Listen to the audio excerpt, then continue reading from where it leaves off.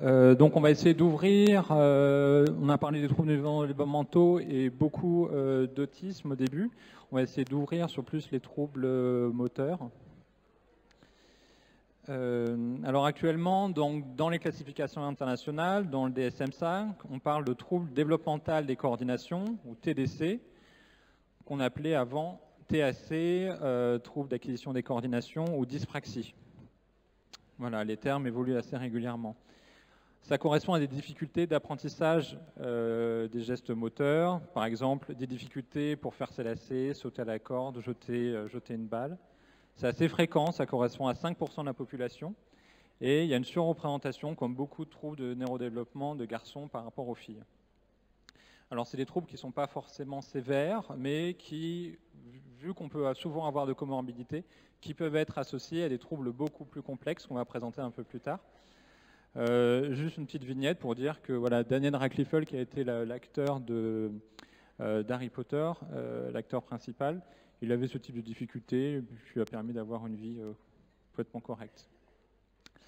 On a parlé des nouvelles technologies. Donc moi, je travaille à la Pitié en tant que psychiatre, mais je suis lié à un laboratoire d'informatique en handicap et lié à l'ISIR ou dans l'équipe de Mohamed Chatouani, qui a présenté juste avant. Et on est en train de préparer un travail sur comment on peut mesurer automatiquement les difficultés motrices dans les troubles du neurodéveloppement, et là spécifiquement dans l'autisme, dans ce travail-là. Et en fait, il y a beaucoup de recherches qui apparaissent depuis, beaucoup d'études qui apparaissent depuis 20 ans, où on peut mesurer la posture avec, en haut à gauche, une espèce de balance qui a été développée à la base pour des jeux vidéo, mais qui permet de savoir si on est sur une jambe, si on a une posture qui est stable ou pas. Une caméra dont on a un peu évoqué, qui s'appelle la Kinect, qui est une caméra standard, mais qui permet en plus de mesurer la profondeur grâce à un système infrarouge.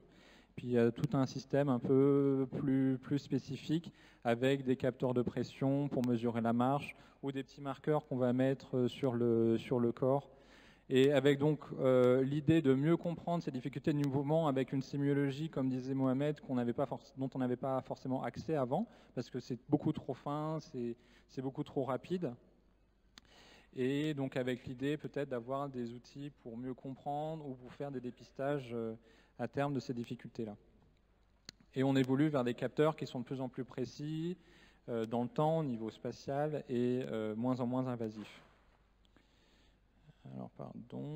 Donc, au niveau des marqueurs, juste pour vous montrer rapidement, donc il y a des accéléromètres, ce que montrait Mohamed, donc des espèces de petites montres, des petits capteurs qui permettent de mesurer les mouvements, des capteurs de pression pour savoir comment on va attraper des choses, des capteurs donc de la position de la main, qui sont des espèces de petites caméras qui mesurent la 3D, des tablettes électroniques, des choses qui se développent beaucoup, dont on va parler un peu plus spécifiquement.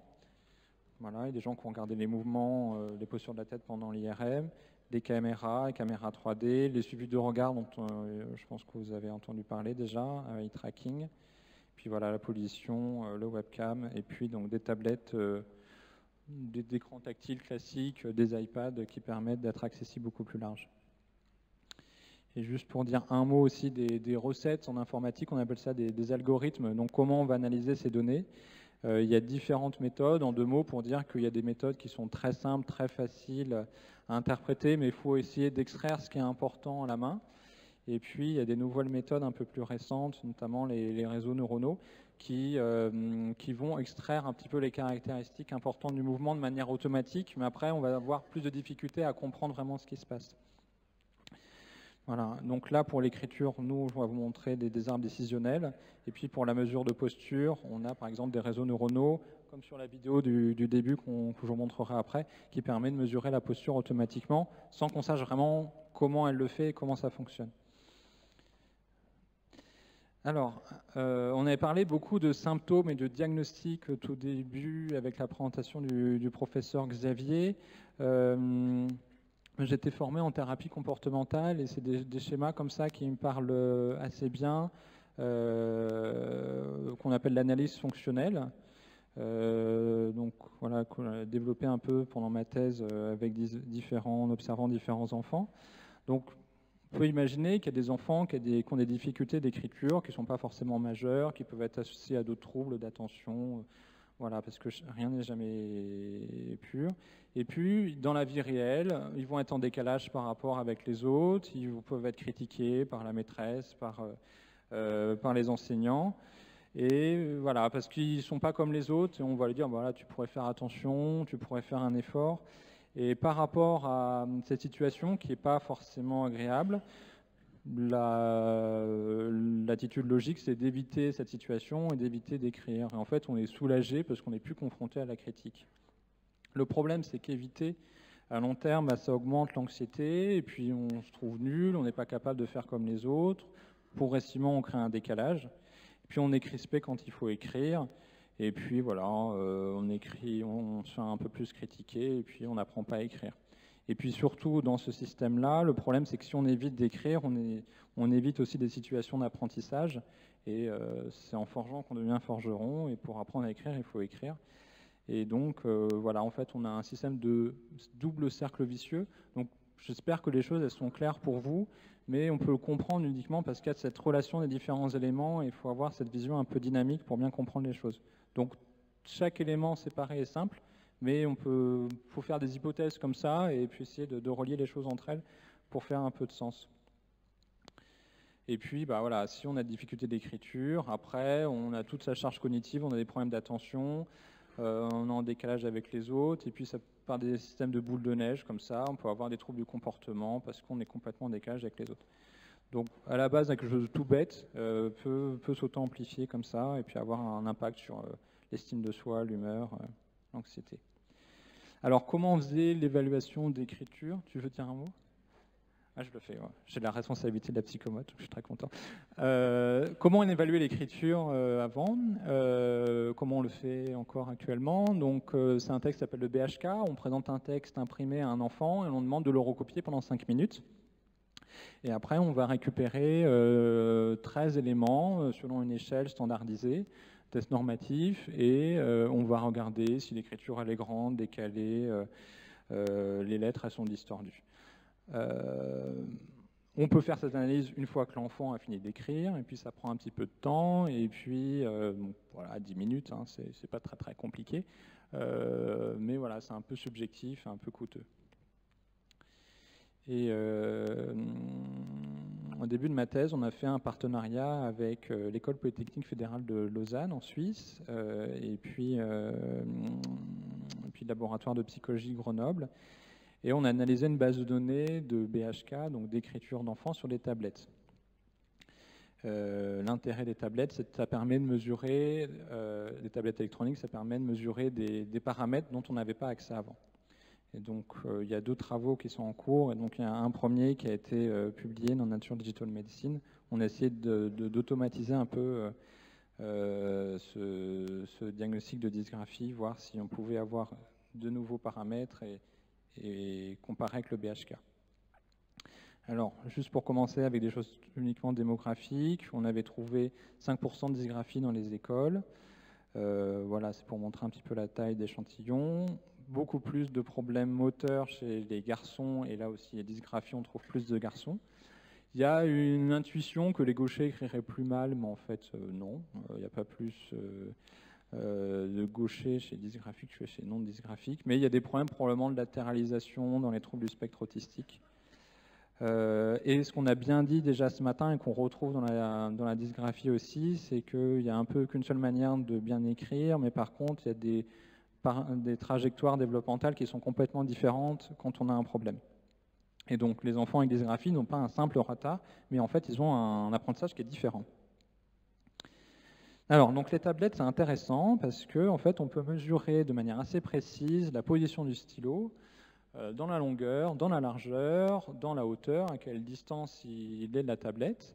On peut mesurer l'inclinaison aussi dans les 2 directions, et puis la pression.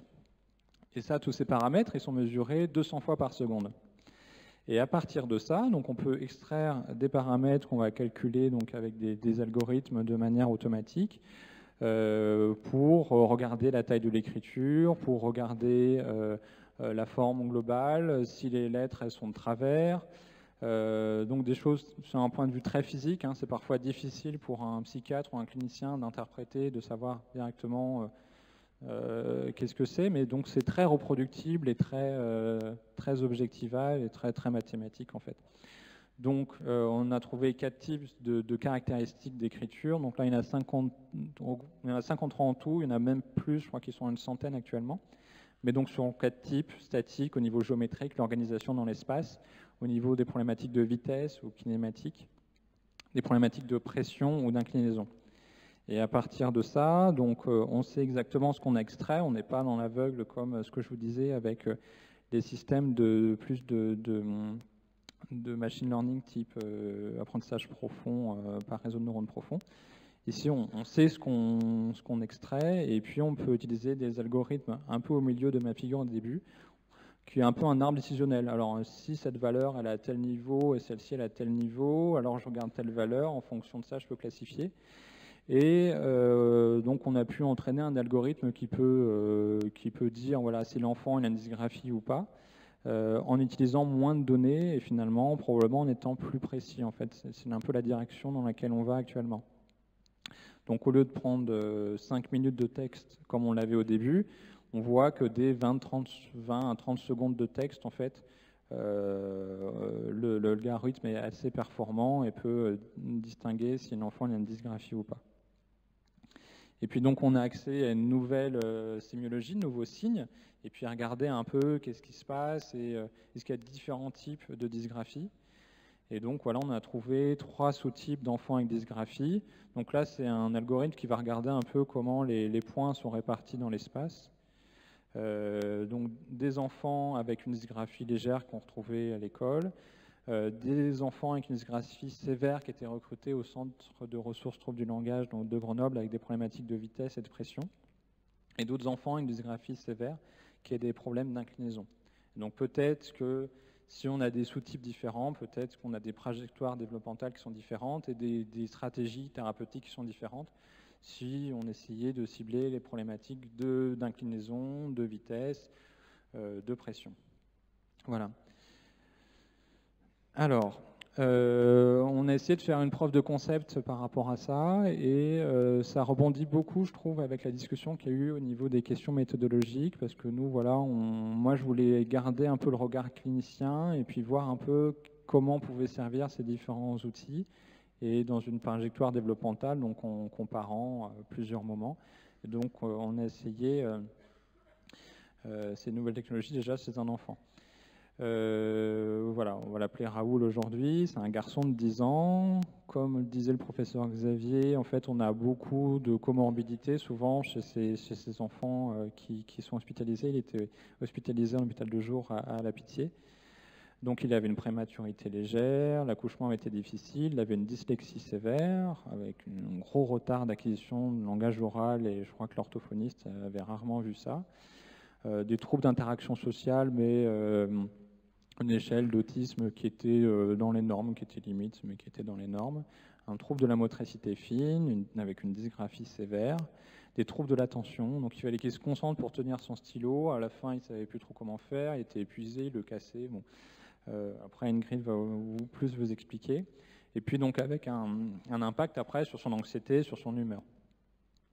Donc il avait un traitement médicamenteux par méthylphénidate pour les troubles de l'attention et puis une prise en charge que je n'ai pas ajoutée assez importante au niveau psychomoteur et au niveau orthophonique. Donc un impact assez rapidement dans son développement sur la scolarité, il redouble son CP, il a une grosse difficulté d'apprentissage de la lecture et de l'écriture. Et donc voilà, il était adressé dans le service, différents bilans, on a fait le point un petit peu au niveau des différents diagnostics avec les 2 approches catégorielles et dimensionnelles.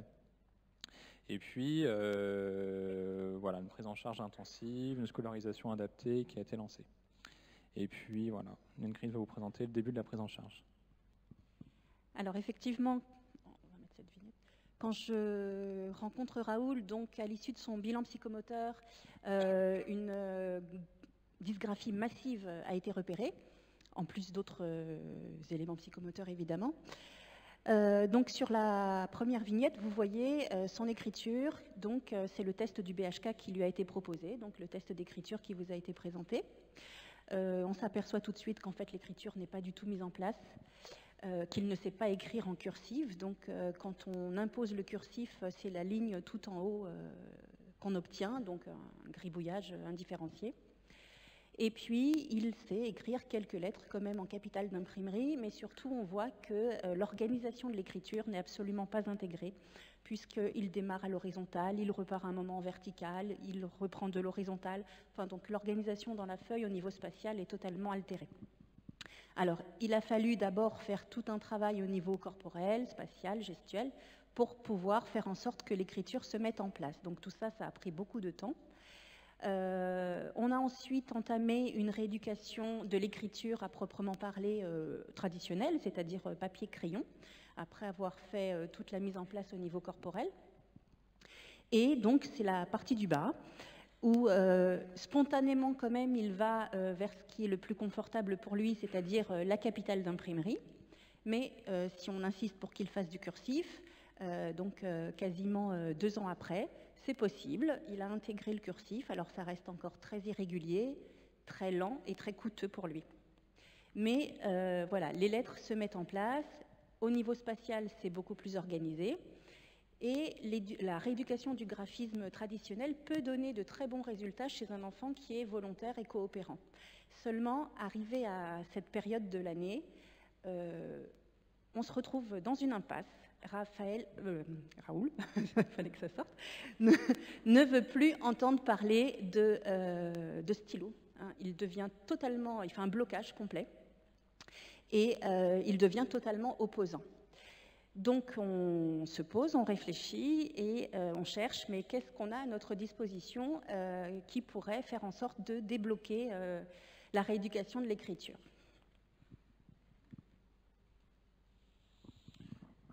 Et donc, c'était au milieu de ma thèse. Il y avait un prototype de robot qui apprenait à écrire, qui était développé à l'École Polytechnique Fédérale de Lausanne. Et puis, on s'est dit, voilà, dans leur idée, c'était que l'enfant est plus motivé en apprenant l'écriture à un robot. Ça peut avoir un impact sur la motivation. Il se sent responsable de ce qu'ils appellent l'effet protégé. Et l'idée, donc, c'était d'essayer pour la première fois dans un cadre thérapeutique. Et donc les questions qu'on avait aussi, c'était est-ce que c'est faisable d'utiliser un robot dans un cadre thérapeutique? Est-ce que c'est acceptable par un clinicien? Quels vont être le scénario? Quels pourraient être les effets à long terme? Dans beaucoup d'expériences en robotique, on a des interactions qui sont à court terme. On va essayer un robot sur un groupe d'enfants, une dizaine, quinzaine d'enfants pendant 1 heure, et puis voilà. Essayer de mieux comprendre les modèles d'apprentissage. Ce qui est assez intéressant, c'est que le robot est à la fois très très souple, on peut lui faire dire ce qu'on veut, quand on veut, et en même temps il est très rigide, c'est-à-dire que voilà, il faut quand même anticiper les choses, avoir un cadre d'apprentissage, et donc ça c'est assez intéressant. Et puis voilà, essayer de poser un peu les premiers pas pour réfléchir après à une étude d'efficacité, et toutes les questions finalement qu'on a eues ce matin, elles sont beaucoup en rapport avec ça. Et donc l'idée, c'était de casser ce cercle, et donc que Ingrid va vous présenter. Donc on avait plusieurs petites épreuves qui ont été mises au point au fur et à mesure finalement avec le patient, c'est lui qui nous a guidés, sur tablette, qui nous ont permis de le mettre de nouveau face à des situations d'apprentissage. Donc c'est ce qu'on recherchait. Alors voilà, ce sont en fait une série de jeux sérieux sur tablette. Donc là, il était partant, hein, de nouveau, ça l'a beaucoup intéressé. Cette première activité est une activité qui permet de travailler la pression. Donc effectivement, dans la dysgraphie, ce qu'on retrouve de temps en temps, c'est un trouble de la régulation tonique avec une pression qui n'est pas adaptée, soit trop forte, soit pas assez, et donc qui ne permet pas une écriture fluide. Alors dans ce jeu, il faut déplacer le petit avatar robot dans le labyrinthe, et en fait, la hauteur de l'avatar est guidée par la pression que l'enfant exerce sur le stylet. Donc dans ce cas-là, quand il appuyait fort, le robot descendait, et quand il appuyait plus légèrement, le robot remontait. Donc il a un feedback visuel qui lui permet de voir s'il est à la bonne hauteur pour passer la barrière. S'il est à la bonne hauteur, le petit robot est allumé en vert. S'il est trop bas, il est bleu. S'il est trop haut, il est rouge. Donc, il a comme ça aussi un feedback visuel qui va lui permettre de coordonner, d'ajuster ses coordinations oculomotrices. Voilà, il a progressé d'ailleurs assez rapidement. Ici, c'est une autre activité qui permet de travailler sur l'inclinaison du stylo. Donc là, il faut que le robot aille chercher les batteries en évitant les bombes. Et ce qui guide le déplacement du robot, c'est l'inclinaison du stylo. Et d'autre part, il y a aussi la vitesse qui est gérée par le degré d'inclinaison. Donc il y a à la fois la direction et l'inclinaison du stylo. On a mis les bombes pour travailler aussi les capacités d'inhibition. Et puis, ce qu'on voulait éviter, c'est la mauvaise orientation du stylo. Donc, à aucun moment, il ne peut positionner son stylet dans un sens qui ne serait pas correct pour l'écriture. Sur cette activité, alors c'est la formation des lettres qui est travaillée. Donc ici, c'est la lettre O qui a été intégrée dans un parcours. Là, l'enfant fait la course avec le robot. Alors toujours le feedback visuel, la petite vignette en vert, c'est le déplacement de l'enfant. Donc s'il est bien dans le trajet et s'il tourne et s'il forme ses lettres dans le bon sens, c'est allumé en vert. Si une erreur se produit, la vignette passe au rouge. Donc il y a toujours cette capacité de s'auto-corriger et de remarquer quand ça ne va pas pour pouvoir réguler son action. Voilà. Et puis il y a l'aspect ludique, vous voyez là ça vient de basculer au rouge, il y a l'aspect ludique aussi qui est de faire la course avec le robot. Et puis donc on peut travailler sur la modalité en ajoutant des sons, donc là par exemple j'ai ajouté des sons de dérapage quand il sort, et puis l'idée comme un jeu vidéo, on peut être progressif et s'adapter au niveau de l'enfant, faire des choses très lentes au début avec un pack, un trajet qui est large et puis resserrer au fur et à mesure, changer le nombre de bombes, mettre plus d'espace. Tu veux présenter? Ok. Donc voilà, l'idée, donc début, on lui donne des opportunités d'apprentissage, on simplifie l'apprentissage, on automatise, et donc progressivement, ça devient un challenge, il a envie d'essayer plus dur, et voilà, on a quitté l'écriture pour aller au niveau développemental à juste de la motricité fine, en offrant des opportunités d'apprentissage.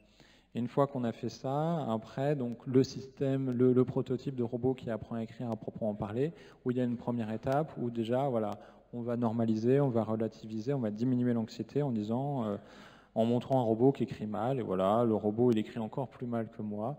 Et donc surtout à essayer pas de faire un robot super performant, mais justement dans le scénario, et c'est vraiment le scénario qui est le plus important, parce que le robot est assez limité là, montrer voilà, que c'est pas si grave de mal écrire, donner une responsabilité à l'enfant en disant voilà, le robot il a besoin de moi pour apprendre, donc avec cet effet protégé, cet impact sur la motivation. Et donc ça, on a envie que ces deux effets, assez simples, c'est un effet sur la confiance et l'estime de soi.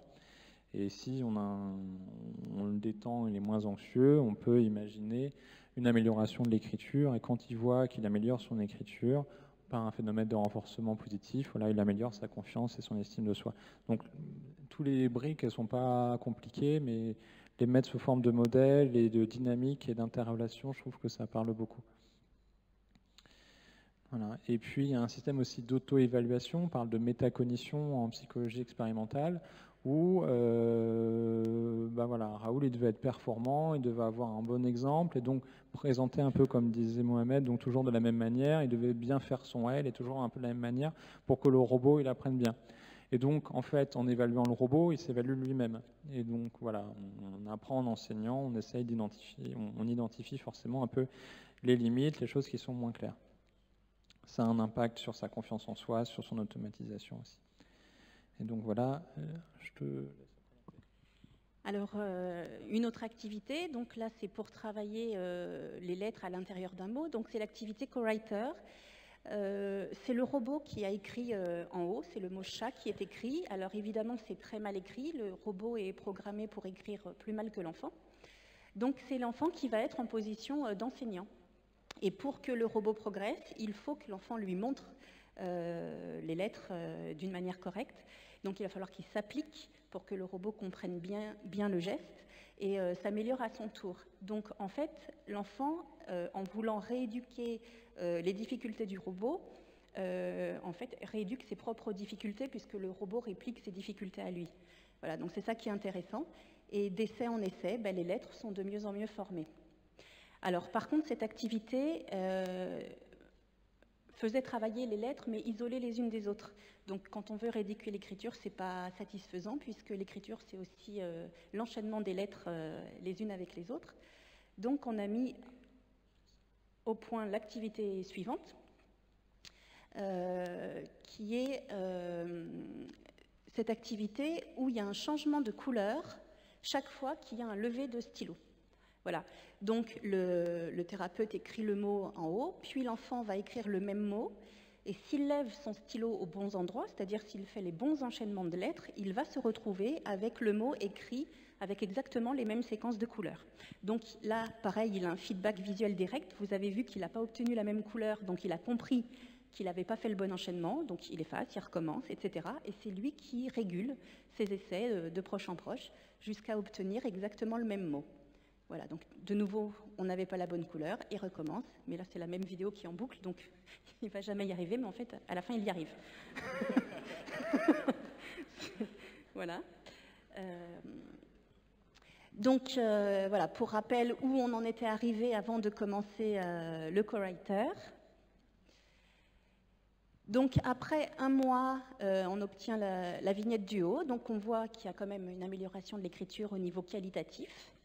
Et puis, après 4 mois, on a gagné aussi en vitesse d'écriture, puisque là, la quantité d'écrit, toujours sur le même temps, c'est 5 minutes de copie, la quantité d'écrit est plus importante. Donc, il s'améliore au niveau qualitatif et au niveau quantitatif, avec une vitesse d'inscription qui augmente de séance en séance.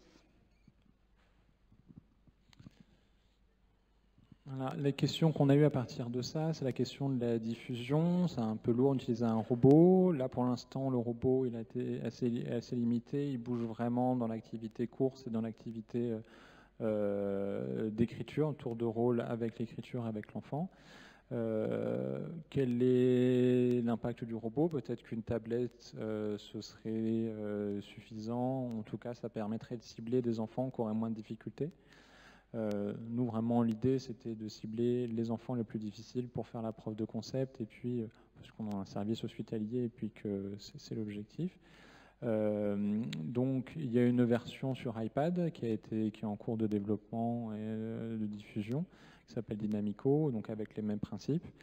On a vu qu'on avait pu permettre d'augmenter l'acceptabilité en faisant un peu des itérations, des échanges très réguliers et fréquents entre les développeurs et les cliniciens. Et puis, donc, l'idée, ce serait de construire en fonction de quelque chose qui serait en fonction des besoins des cliniciens, qu'on puisse continuer à se poser la question au niveau de l'efficacité, mais ce qui permet aussi de se poser des questions plus scientifiques, plus fondamentales.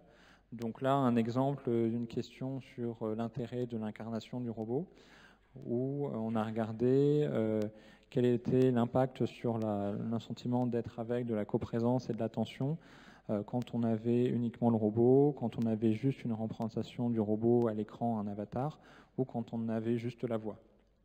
Donc pour montrer qu'il y avait un impact à l'incarnation du robot dans la tâche co-writer. Et donc il y a toujours un équilibre comme ça entre est-ce qu'il y a un besoin, est-ce que ça fonctionne, et comment mesurer l'efficacité, qui est vraiment une question de médecin et de pédagogue. La question des ingénieurs, quels sont les challenges techniques et comment essayer de repousser tous les développements de l'informatique et de la robotique que ça nécessite. Et puis essayer de comprendre quel est le schéma derrière, comment ça fonctionne. Et donc c'est un peu 3 axes et 3 objectifs un peu différents. Et je pense que pour essayer de résoudre de moins mal possible ces 3 axes, le but c'est de faire des itérations entre les 3 en gardant un peu l'objectif final à la fin.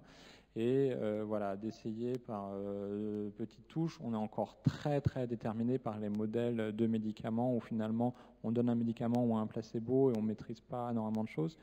Là, le soin est beaucoup plus compliqué, on sait exactement ce qui se passe, mais voilà, un placebo de robot, ça ne veut rien dire. Et puis faire des grands échantillons, c'est pas possible pour l'instant, ça n'a pas de sens. Voilà. Les questions de recherche qu'on a après, c'est quelle serait la place pour un robot plus social? Est-ce que ça a un intérêt? Et puis peut-être un peu ce que disait Mohamed par rapport à l'imagerie comportementale, peut-être avoir une plateforme pour mesurer en fait et pour mieux comprendre l'apprentissage des enfants au niveau de la motricité fine, au niveau de la posture et puis au niveau de comportements sociaux dans lequel là on maîtrise complètement les comportements du robot. Donc s'il y a des comportements particuliers de l'enfant, ça dépendra de l'enfant. Et ça permet de simplifier un peu des questions qu'on a sur la mesure automatique du signal social. Donc là, c'est un logiciel qui permet de manière automatique d'extraire les différentes positions d'articulation de main et qu'on peut utiliser avec une caméra classique, avec une vidéo de smartphone, ça fonctionne très très bien. Voilà, après, savoir comment il fait exactement dans le détail, c'est beaucoup plus compliqué et ça nécessite de grosses capacités de calcul, donc ça ne se fait pas du tout en direct. Mais voilà, c'est des perspectives d'analyse qui peuvent être intéressantes. Et puis surtout, moi, ce que j'ai trouvé très intéressant, c'était se poser la question de pourquoi ça ne marchait pas, essayer de faire cette analyse fonctionnelle, essayer de faire une analyse fonctionnelle de comment on pourrait utiliser le robot, quelle serait la place du robot, quel comportement du robot et pourquoi. Et ce système un peu rigide, nous, ça nous oblige à se poser des questions. Et ce qui a été un peu montré un peu en robotique chirurgicale, c'est qu'ils sont obligés de plus opérationnaliser et de faire des protocoles et qui permettent d'augmenter un peu en qualité et en reproductibilité de leurs études. Donc par exemple, là on a eu l'idée que je suis en train d'implémenter de modeler les demandes d'aide. Voilà, le robot il a des difficultés, voilà, il pourrait demander comment on fait. Et c'est complètement normal de demander de l'aide. Voilà, il n'y a pas à être anxieux par rapport à ça. Et puis si l'apprentissage se fait aussi par imitation, et donc voilà, si l'enfant il ne sait pas, il demande et il n'y a aucun problème par rapport à ça. Voilà, on travaille sur la planification et puis toute une question aussi sur le transfert et la motivation. L'idée, c'est pas qu'il améliore son écriture pendant la séance. L'idée, c'est qu'il améliore entre les séances. Et on pourrait avoir un robot qui lui dit ah ben c'est super, on a fait telle activité, qu'est-ce que tu peux prévoir pour la prochaine fois pour mieux m'aider? Et puis en début de séance, et qu'est-ce que tu as fait depuis la dernière fois? Et donc comme ça, pour engager un peu la motivation.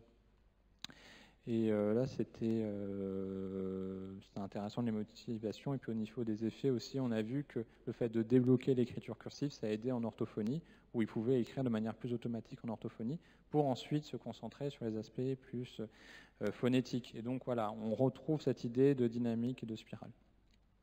Donc en conclusion, on a un robot, mais pas pour remplacer un enseignant ni un soignant. C'est contraignant dans un cas clinique, mais ça peut être très pertinent pour une interface clinique-recherche, pour mieux comprendre ce qui pourrait fonctionner, ce qu'on fait, mieux mesurer aussi, avec des effets psychologiques à explorer, quelles sont les croyances de l'enfant par rapport à ce que fait vraiment le robot. Finalement, le robot, il est complètement contrôlé a priori par l'humain. Voilà, c'est nous qui devons opérationnaliser un peu les choses. Et puis voilà, c'est juste un cas clinique, donc il y a des problèmes. C'est intéressant d'avoir une perspective développementale, mais bon, c'est un peu, comme on disait, une hirondelle, donc à voir si elle fait le printemps ou pas. Voilà, je vous remercie pour votre attention.